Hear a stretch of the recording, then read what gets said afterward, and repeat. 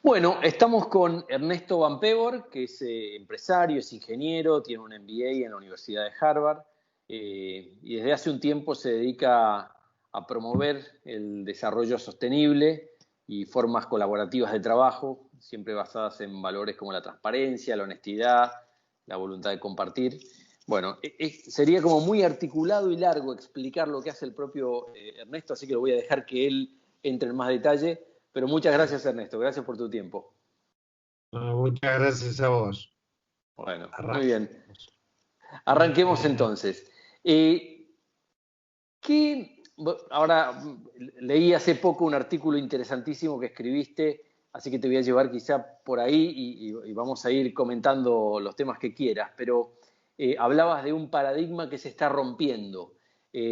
Antes de entrar en ese detalle, que cuentes cuál es el paradigma que se está rompiendo, quisiera preguntarte qué es un paradigma y después que cuentes cuál es ese paradigma que pensás que se está rompiendo. A ver, un paradigma es una construcción, una especie de paraguas que nosotros construimos mentalmente como un sistema de creencias, protocolos, construcciones mentales, narrativas que nos sostienen en un espacio de interoperabilidad social, ¿sí? Y eso va cambiando todo el tiempo. A medida que nuestra conciencia, las situaciones van cambiando, los paradigmas se van modificando. Tiene vital importancia ahora porque yo lo que estoy sintiendo, lo que estamos descubriendo un grupo de personas, es que generalmente los paradigmas, los cambios de paradigmas, como se dice, ocurrían en periodos muy largos de tiempo, a lo largo de varias generaciones humanas. Lo que está ocurriendo ahora es que se está produciendo un cambio de paradigma en una década, ¿sí? En esta próxima década, por una serie de razones que si querés podemos entrar en detalles, pero eso lo que está produciendo es que se quiebre un paradigma, que se disuelva un paradigma antiguo antes que el nuevo paradigma emerja. Entonces eso genera una enorme cantidad de complicaciones. Y lo que necesitamos hacer es empezar a desarrollar nuevas capacidades humanas de hacer sentido, aplicar inteligencia y aplicar capacidad de decisión, pero preventiva, no reactiva, ¿no? Entonces estamos entrando en un mundo extremadamente complejo y podemos entrar en ello en detalle si querés. Vamos a entrar en detalle. Entonces, si querés, describamos primero, a grandes rasgos, cómo crees o cuál es el paradigma que se está rompiendo para que después pasemos al que está emergiendo. ¿Cómo lo describirías? Hay un paradigma que es el paradigma quizás de los últimos 50, 60 años, que es un paradigma de extracción, un paradigma de consumo, un paradigma que no repara en las externalidades, en los costos de esa extracción, ¿sí?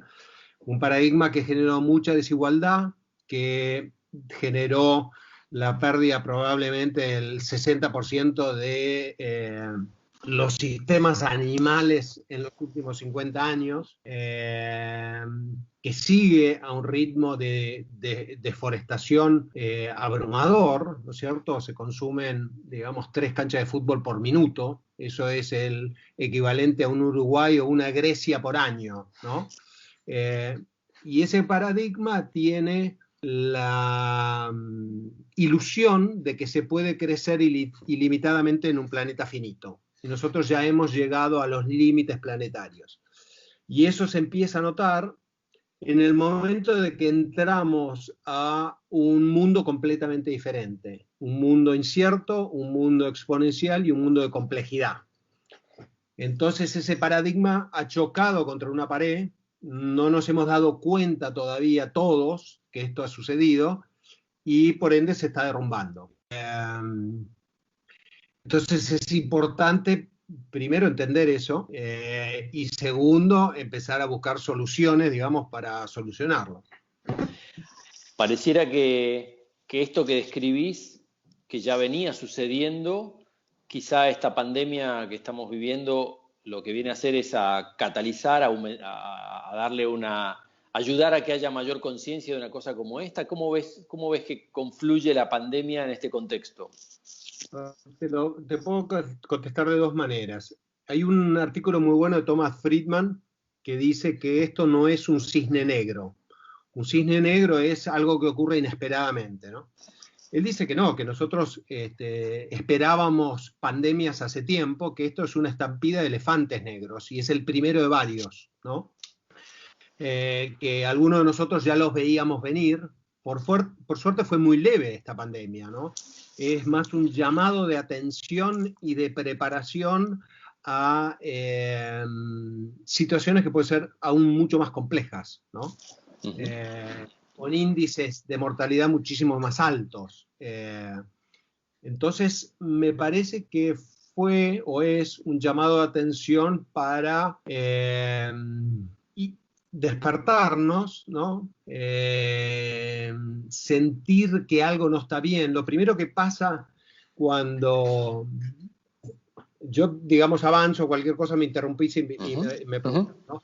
Pero lo primero que pasa cuando vos descubrís el cambio de paradigma es que llegás como a la pared, a la frontera límite de ese paradigma, ¿no? Y ves una pared y sentís las limitaciones físicas, profesionales e intelectuales de no poder salir de ese paradigma y empezás a ver en esa pared algunos ladrillos que se abren y ves del otro lado el otro paradigma. Descubrís dos cosas. Primero que hay algo del otro lado, ¿no? Y tenés la capacidad de comparar. Mirás para afuera, mirás el paradigma nuevo que va emergiendo, mirás para atrás y comparás. Y esa dualidad lo que te permite es evolucionar a nivel de conciencia y de hacer sentido de las cosas. Pero también lo que descubrís es que hay una pared, que vos no sabías antes que había una pared, como el Truman Show, ¿no? Que de repente llega a la pared y descubre que esa es tu pared de todas tus construcciones mentales colectivas que tenemos, ¿no? Para hacernos un mundo habitable. Dentro de ahí hay varias subculturas, ¿no?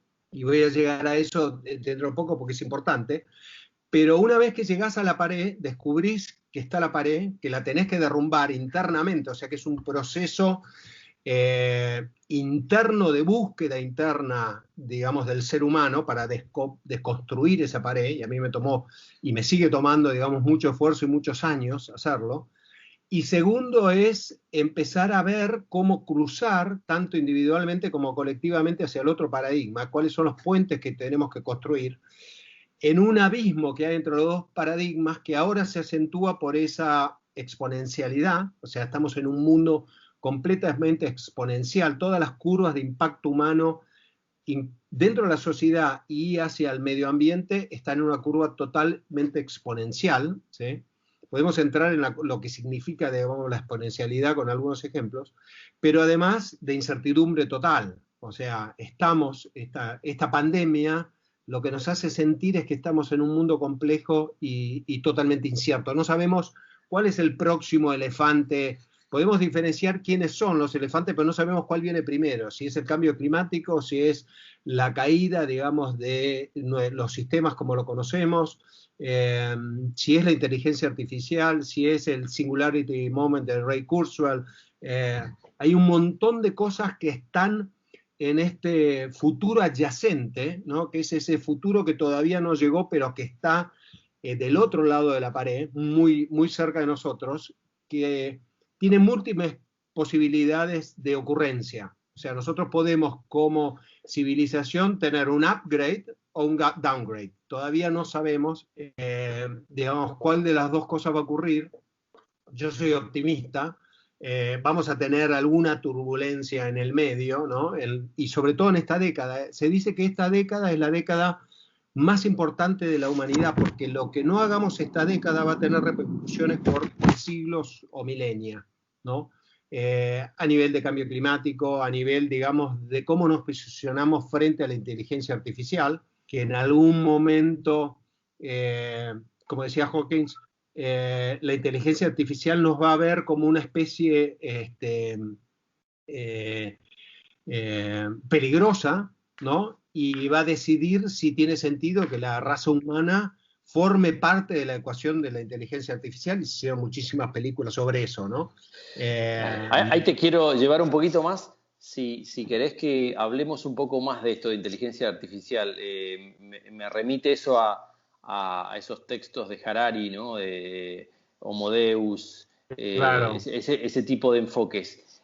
Así que ahí te pido un doble clic para ver qué estás viendo de la inteligencia artificial.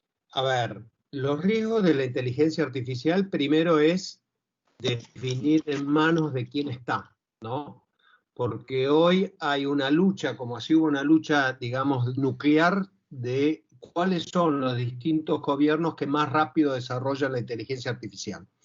Hay una carrera que no es armamentista, sino que es, digamos, de desarrollo de inteligencia artificial, porque el que tenga la mejor inteligencia artificial, digamos, será el gobierno más poderoso, y eso ocurre, digamos, también a otros niveles, a niveles de hackers, etc. Ahora, yo creo que la inteligencia artificial ya llegó. Nuestros aparatos saben todo, incluso Siri, ¿no es cierto?, que a la mañana sabe cuántos minutos, digamos, yo hago los huevos pasados por agua, y me dice, llegó el momento de que prendas tu cronómetro y pongas 3 minutos y medio. Estás a 4 minutos de tu casa, digamos, hay un montón de información que se sabe, y eso que estamos en un momento de la inteligencia artificial muy primitivo. Ahí es donde entra, digamos, ni siquiera la ley de Moore, o sea, la ley de Moore que quedó como una curva aplanada en términos de la velocidad que está creciendo esto. Entonces, lo primero es, qué van a hacer nuestros gobiernos con toda esta información, qué van a hacer el capitalismo netárquico con esa información, tipo Google y Facebook hoy. Está este último documental medio ficcionado que se llama El dilema de las redes sociales, no sé si lo viste en Netflix, Sí. vale, digamos. Eso te da una indicación de las posibilidades actuales, pero no la problemática futura, ¿cierto? Y hay muchos ejemplos de cómo esto puede ser aplicado a nivel de robótica, a nivel de drones, digamos. Si vos lo mezclás a esto con machine learning y robótica, entras en un mundo que puede asustar mucho, ¿no? Y hay algunos esfuerzos, uno de ellos liderado por Elon Musk, de decir, bueno, ¿cuáles son los valores que nosotros deberíamos programar en la inteligencia artificial para que nos considere a nosotros como una especie con la cual la inteligencia artificial se puede integrar? Claro, amigable, de alguna manera. Amiga, Sí. claro. Y te llevo, Ernesto, a algo que dejaste insinuado un par de veces cuando fuiste comentando, venías hablando de ese muro que uno se encuentra cuando va dejando el antiguo paradigma y va a avanzar sobre el nuevo. Si tuvieras que describir el nuevo paradigma, ¿cómo lo sintetizarías? El nuevo paradigma es uno de... Podemos buscar varias categorías, pero me gustaría primero la de un paradigma que no es extractivo, sino que es regenerativo. Nosotros ya pasamos el límite de la sostenibilidad. Yo creo que pasamos el límite de la supervivencia de la especie humana, digamos, no es... la solución no se alcanza con la sustentabilidad, digamos, se alcanza con una regeneración de todo lo que hemos destruido, ¿no es cierto? Si queremos mantener una población humana de 10.000 billones de personas que vamos a hacer, consumiendo el equivalente hoy a 6 planetas por persona. O sea, vos tenés Australia, Estados Unidos, que son los mayores consumidores, que consumen el equivalente de 6 planetas por habitante. Eso quiere decir que están consumiendo su capital planetario de las próximas generaciones, ¿no? ¿Cómo es eso de 6 planetas por habitante? ¿Cómo es? Vos mirás el footprint hoy, en 1970 nosotros pasamos la curva de consumir un planeta por habitante. En ese momento eran sustentables, digamos. No nos comíamos el capital de las generaciones futuras. A partir de 1970 esa curva se empieza a incrementar y hoy el consumo total mundial es en promedio 3 planetas por habitante. O sea, nos estamos consumiendo el capital de futuras generaciones. ¿Sí? Por habitantes quiere decir la generación esta se consume 3 planetas. No es un habitante, sino tomás como habitante una generación completa. Claro. Con extremos como Australia y Estados Unidos, ¿no? Después tenés países africanos que consumen muchísimo menos, por eso te llega al promedio de 3. Entonces, nosotros ya pasamos ese límite, lo que tenemos que es regenerar el planeta para las generaciones futuras. Entonces ya no se habla ni de sustentabilidad, se habla de regeneración. Entonces, ¿cómo construís un capitalismo regenerativo en vez de extractivo, ¿no? ¿Cómo empezás por generar finanzas que sean regenerativas y no extractivas? Hoy tenés probablemente el 60% del mercado de valores de Estados Unidos que funciona por algoritmos. Son especulativos, no son inversiones ni siquiera. Hoy las bolsas no invierten, especulan.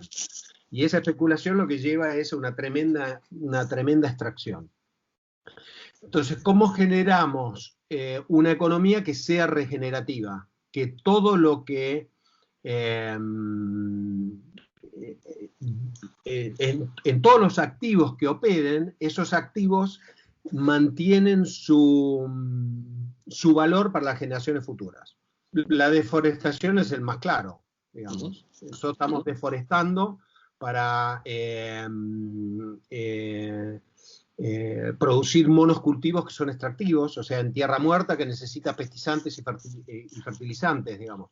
Hay alternativas de agricultura regenerativa y permacultura que permiten que esa tierra sea mucho más rica para las próximas generaciones, produciendo a niveles similares y no extractivos, ¿no? Vos pensás que nosotros la capa de humus y de tierra de agricultura por año se pierde el 1%, con lo cual en 100 años perdiste todo.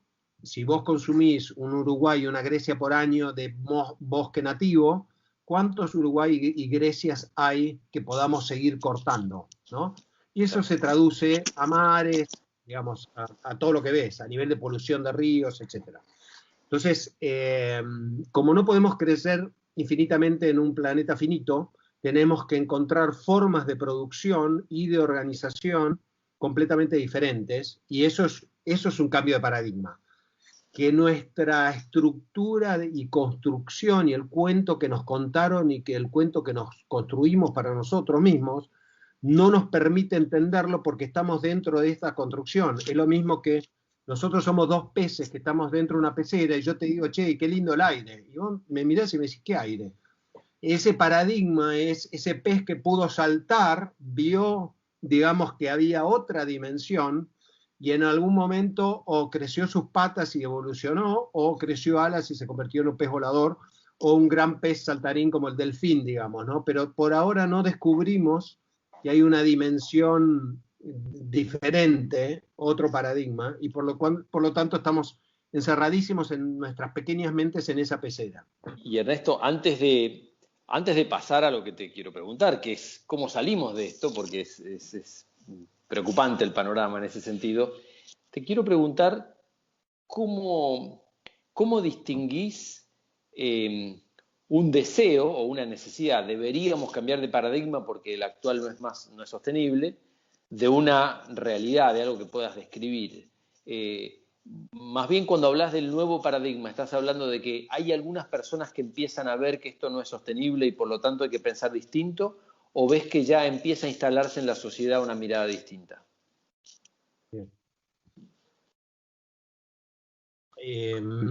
Hay gente que ya cruzó el puente hacia el otro paradigma. Eso es lo maravilloso, ¿no? Cuando vos descubrís que esto era solo una pared mental, ¿no? Y que hay un abismo que vos podés cruzar, es maravilloso poder habitar en 2 dimensiones, pudiendo ser más del nuevo paradigma que del viejo, ¿no?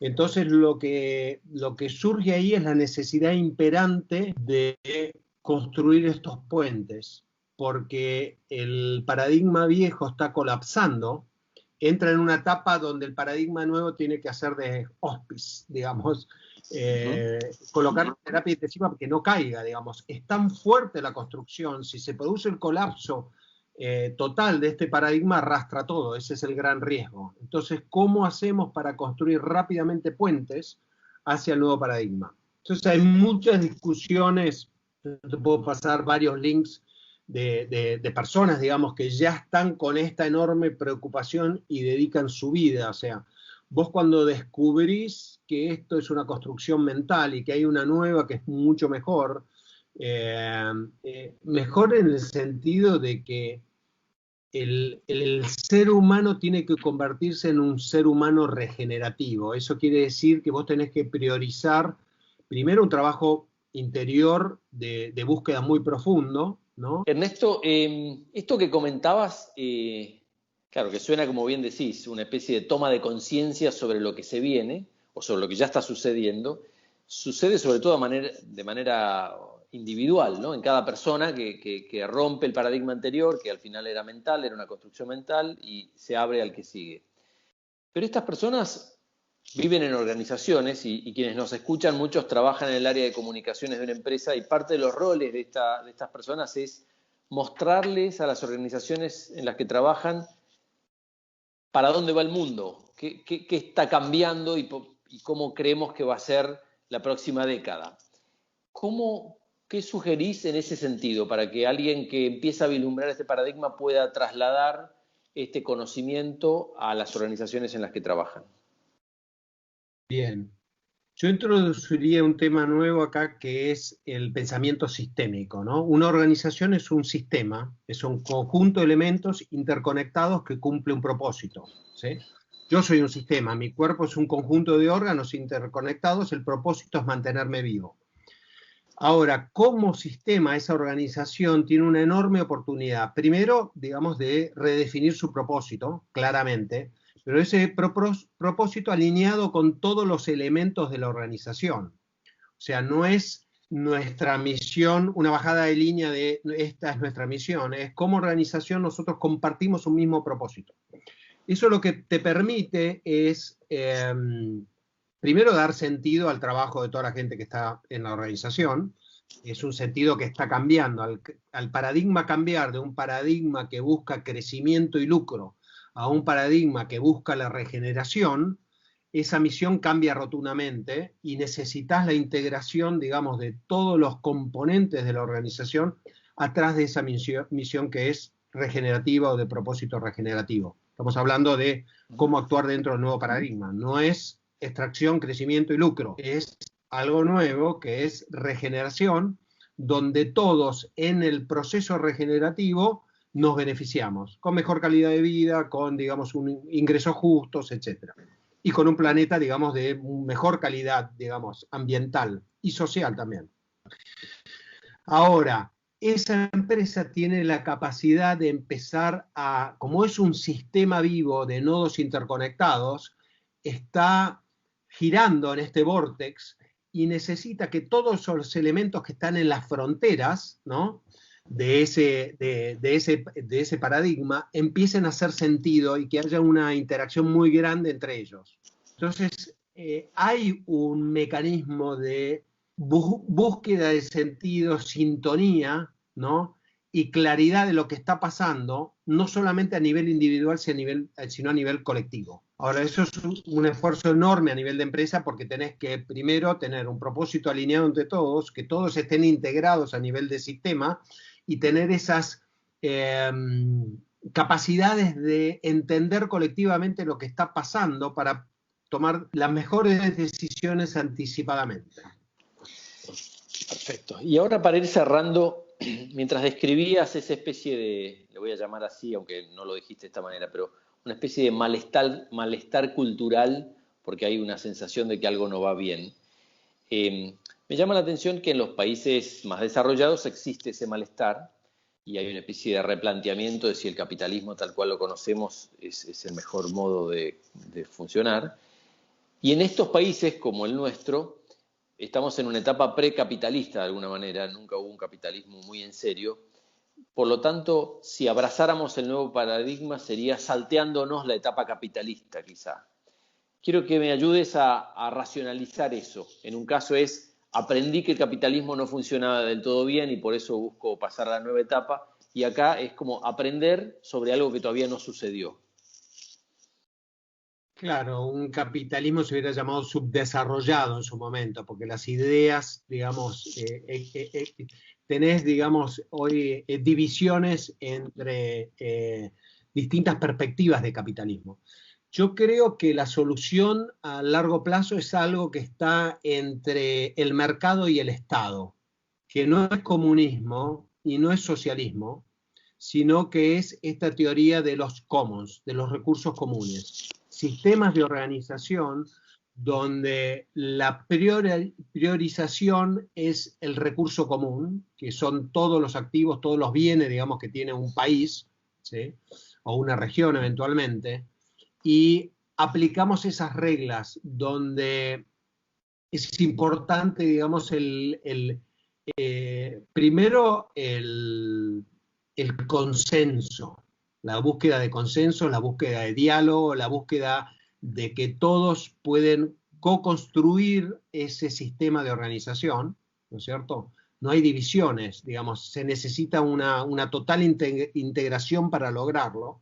Y eso se da, hay miles de ejemplos de áreas de pesca, digamos, y no se está dando ni en el Amazonas ni en los océanos, digamos, pero vos tenés recursos en distintos lugares del mundo de personas que se dieron cuenta, digamos, que el sistema tal cual, digamos, no funcionaba, sobre todo en áreas de pesca, ¿no? De repente todos pescamos, todos extraemos, nos dimos cuenta de que lo que nos daba lo que nos mantenía, digamos, económicamente viables está desapareciendo y nos pusimos de acuerdo y creamos un nuevo sistema.